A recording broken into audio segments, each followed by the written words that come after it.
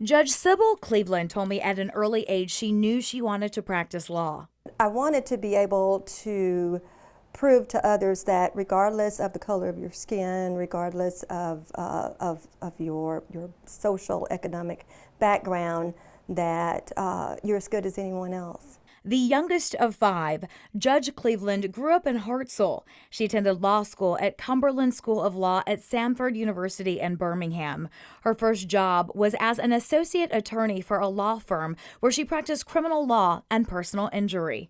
While I was an associate attorney during the day, I also held a special contract with the city of Birmingham, and I worked as a municipal prosecutor, prosecuting the same kinds of cases that I preside over now. After about a year, I applied for a position here at the Madison County District Attorney's Office, and I was hired by then District Attorney Mo Brooks to come to Madison County, and I was appointed to the bench in May of '99, and this is, of course, where I've been ever since.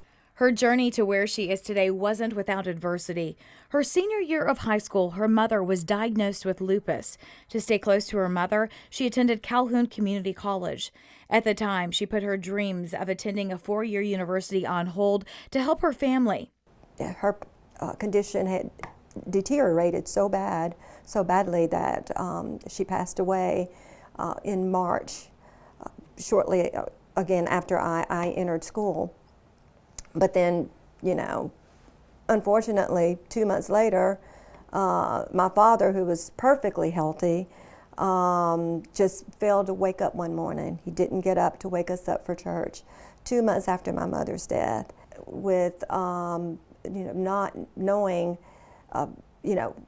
where would my support system come from? And when I say support, I don't mean financial. My parents, I mean, they were everything. In the most difficult of times, Cleveland's grades began to fall. She dropped out of school and fell into a deep depression. But in the darkest of times, she found hope. Some of her father's former co-workers knocked on her door one day and said they had something that her father would have wanted her to have.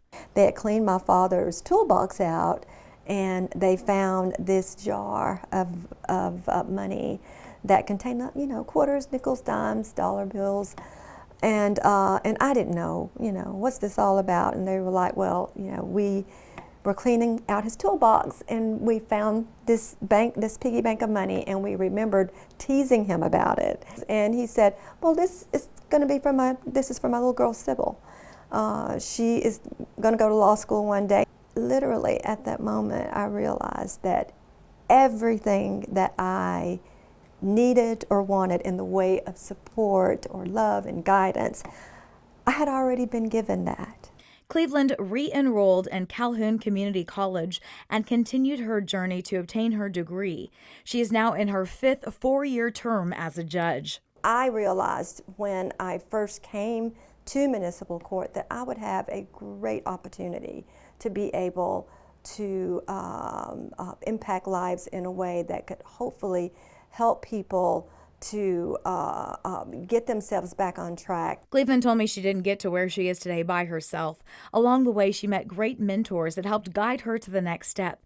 And throughout her career, she has paid it forward, working with other women, helping them achieve their goals. Because I believe that, we were put on this earth to help each other. And we don't exist in a vacuum.